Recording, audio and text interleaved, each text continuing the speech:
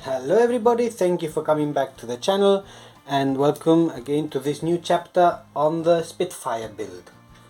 So I haven't been completely idle. What I decided to do, the next step was to build up the upper part of the fuselage, if you can see it. I decided not to record too much on that because it would be, I think, quite boring. If you can see it, it's not as straight as I would like it to be. It's rather crooked, and then I always think, oh, the tissue will cover it up, and actually we know that the tissue actually will show it up even more. But anyhow, I think the overall structure is okay, just that that stringer is a little bit crooked. The front part is also done. As you can see, I've even put here the cushion or whatever, the headrest for the pilot. And probably what took me the most work, and it was actually much more complicated than I thought, was doing the planking of the nose. It was complete. The top part was straightforward, let's say. The bottom part, because of the shape of the chin of the Spitfire, which is now here because I'm holding it upside down or like this, that was actually much more complicated. I had to stuff in rather large bits of balsa and then build it up, and yeah, it took actually quite a long time. Maybe some more sanding is needed. I had to put in there some glue and sand, so it was quite complicated. I don't know if you can see inside. You probably can't, but there I can see there the blocks, and there's a little mini compartment that I'm kind of thinking of leaving there in case I need to put in some nose weight. I wasn't too worried about adding weight here because I think Spitfires, they normally need some weight in their nose, so it's actually putting quite a lot of glue and all sorts of things, glue and wood basically there, right? So it was actually, took me quite a long time. This itself could have been a video, I think, but well, that is actually the progress, and actually now I can even do like a full wind up of them. Well, not full, but I can do up to 100. I think I did. I got like 3 seconds, maybe 4 seconds. I think I could maybe get up to 4 or 5 seconds of power. So if I manage to trim it out, it might actually fly. So anyhow, that I just do for fun. I still going to need to do some shaving down of the block of the plywood here, and what else on this part? I think that's it. Oh, one thing that I have to say, that I did crack some stringers. I cracked one of the thin stringers, but these thicker stringers, the kind of the 3 millimeters wide, 1.5 by 3 millimeters, they're actually quite strong. I'm kind of liking them. At the beginning I was skeptical because I didn't know if they would bend. They do bend, not so much of course, but they are much stronger. I didn't break as many stringers as I'm used to, so I kind of like that construction mode. And now for what we're going to do then on this video, what I'm going to show you, I'm going to move you, so there you go. So the challenge now is going to be to build the tail assembly. Now the fin I already started. I laid down the frame of the fin, and then I'm going to do then the ribs once I take that off, and this is then going to fit the whole structure of the fin assembly. I believe that the fin actually goes on to the stabilizer. It doesn't have an elevator, but the stabilizer, which is drawn here. There's this key part here, S5, and then the whole assembly comes off to access maybe the rubber motor. I'm not sure why actually. As you can see, this whole assembly then comes off. It's not going to be glued in, and then here we have written here wire hook and rubber band. So the whole assembly will just sit on, hopefully fit into this dowel that will keep it down or keep it in place, and then the rubber band with these two hooks should actually hold it down. I do have some small rubber bands. These are like for children to play, so I'm thinking of using maybe one of these. I still have to probably put in the hook here at the back. I haven't done that yet, and then figure out how to put in a hook there also. So I'm not sure what the purpose is. I think it's just to get to the motor. The other times, yeah, because if we don't do that, then we can't get to the motor dowel, right? Like, it's not a horizontal dowel, it's a vertical dowel, so that allows for that. So an interesting solution from Towner, and I want to try to be as kind of as authentic and following Towner's instructions as much as I can. So that is going to be in the next step. So I don't know how I'm just going to do the fin. I think that's going to be relatively straightforward, I hope.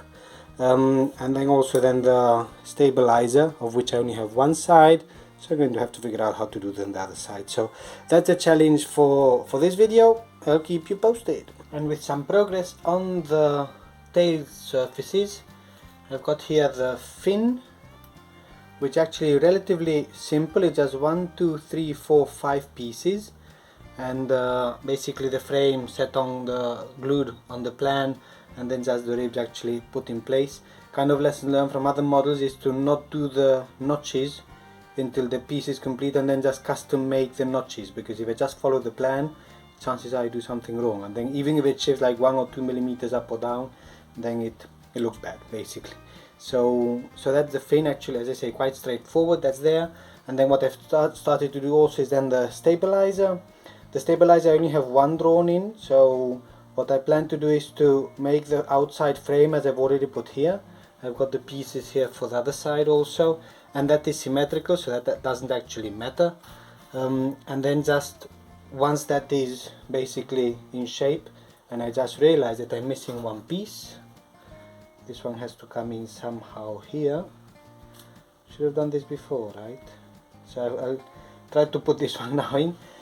Once that's in place, then I'll put in then the ribs. I'll do both, and then I'll do the ribs, then glue them together. Then there's this other piece, S5 it's called here, which then will actually sit here on the tail of the fuselage. So I think I'm starting to understand the structure.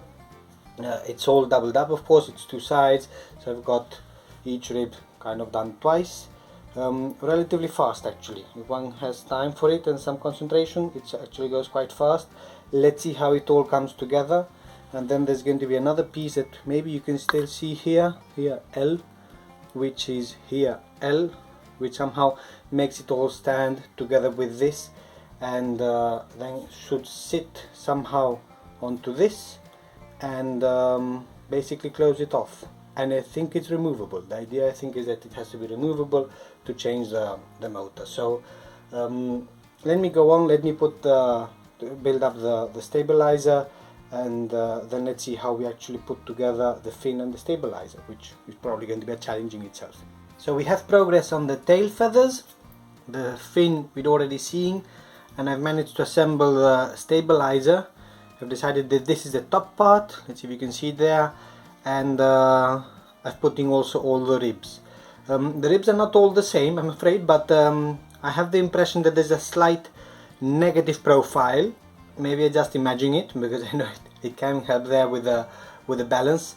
So now actually what has to be done is to figure out a way of assembling this together. Now one challenge that I have is that there's this, let's see if I can point at it with something.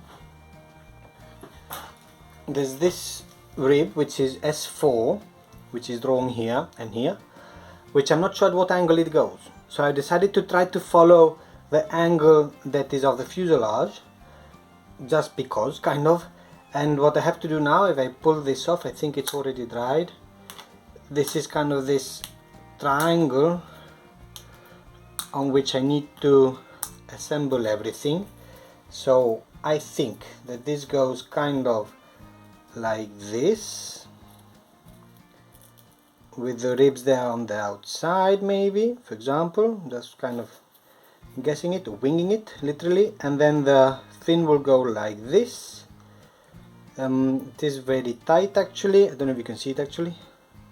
And then what I still need to do is then form a L, which is here, which then actually goes here in the front to then give it the shape. And after that, then it's this block that I have to build in, that then goes in here into the rear part of the fuselage. So I think the next step is then to cut out this former and see if that fits out, and then at some point then assemble the whole thing together and then work on that block. And some good progress this session. So here I've managed to glue the stabilizer and this kind of tail assembly, and I've also put in the block, the 6mm balsa block in there. I still haven't drilled the hole. Eventually this then kind of fits here. Let's see if it, and it actually surprisingly fits, like kind of to the millimeter. This maybe I could have done it a little bit thicker at the end, wider, but I think it would fit. There it is.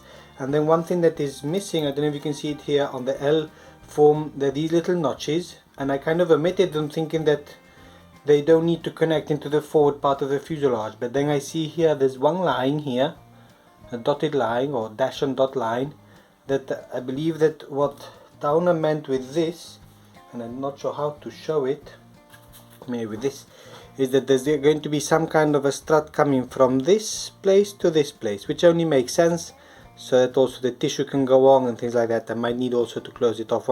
When tissue comes, then there needs to be closed surfaces, right? So that's something that also has to be done. And then eventually, let's see if I can put it here on the tail without breaking anything, and in a way that you see it, it'll come somehow like this, and it seems to fit. And then the only thing, other than putting all this together, making the hole, making it fit, putting the side braces on, other than that, what I need to think of is about these two wire hooks. I don't know if you can see them. Basically there's a wire hook here, which I'm not sure how I'm going to do it, and there's a wire hook also on the fuselage, and here it's for a rubber band to go. So I've got to give that a little bit of thought of how I'm going to put in these wire hooks, so that somehow it all stays there, right? Like it might clip on slightly, but it's going to need maybe some positioning and make sure that it's in place. So that's kind of the next, I'm going to say headache, but challenge, but actually it's fun. So let me figure all this thing out, glue it together, and let you know. But that's going to be then another session. Steady progress with the building of the empennage. So let me show you what I've been up to.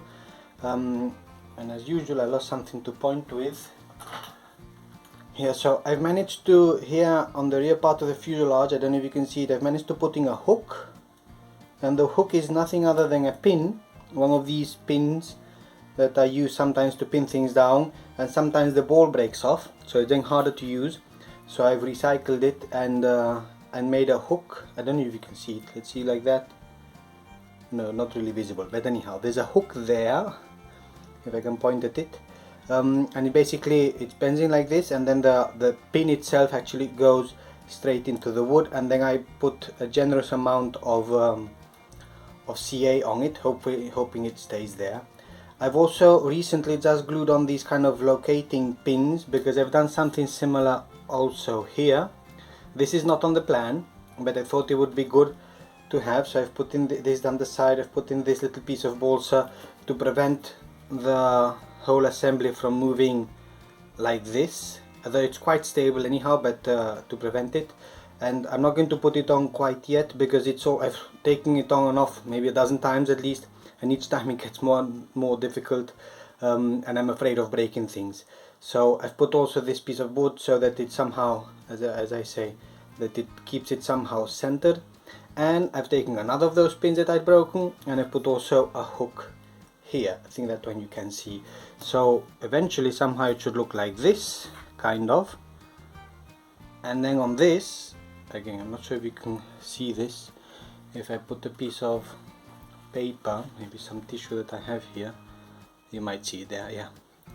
So that is basically then that build. And now when that dries, and I think it's going to be soon, then I'm going to go ahead and assemble the fin, which should go somehow like this. Like this should glow. Maybe I'll adapt it a little bit, so oh, it's still sticky, my finger got stuck there a little bit, so that it's there well positioned, and then put also the two braces that I was talking about there to give it some strength. And once that is done, then it will be able to sit on it with a rubber band, and hopefully be relatively sturdy there to hold there. So let me do that. I think it's just one more session, and then we can wrap up this video, which I fear is becoming very long. And it's finally time to wrap up the video. So here is the full construction.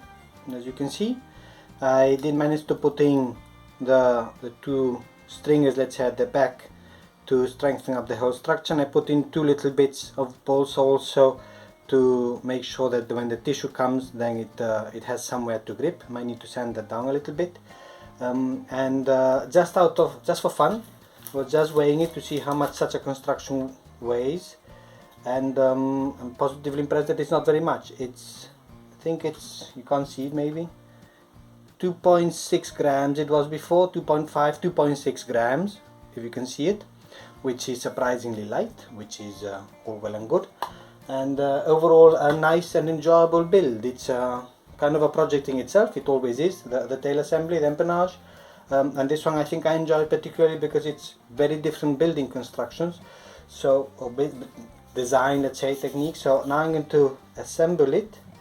It should all fit after so many times putting it on and off, and hopefully I don't break anything along the way.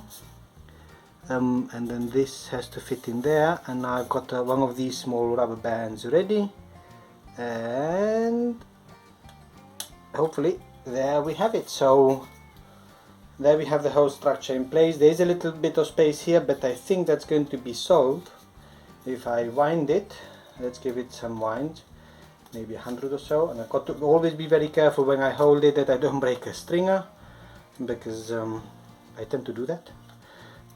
So just giving it some winds, and I'm kind of expecting that it's going to pull the whole peg, the dowel that's holding the motor at the back, it's going to pull it together, and no, it isn't. So let's push it in myself manually somehow without breaking anything there. So there's a little bit of a gap, but I can live with it, I think. Like, it's not too big. I think maybe a bit of a sanding here might be good, but I think that gap is kind of okay. And as I say, if the peg is then moved forward or under tension, then I think it's also going to close off a little bit. So that's it actually for the chapter with the empennage now complete with rubber band and all, and that's pretty much it. So next chapter, I suppose it's going to be maybe some details around the cockpit or so, but probably the wing, which is also going to be,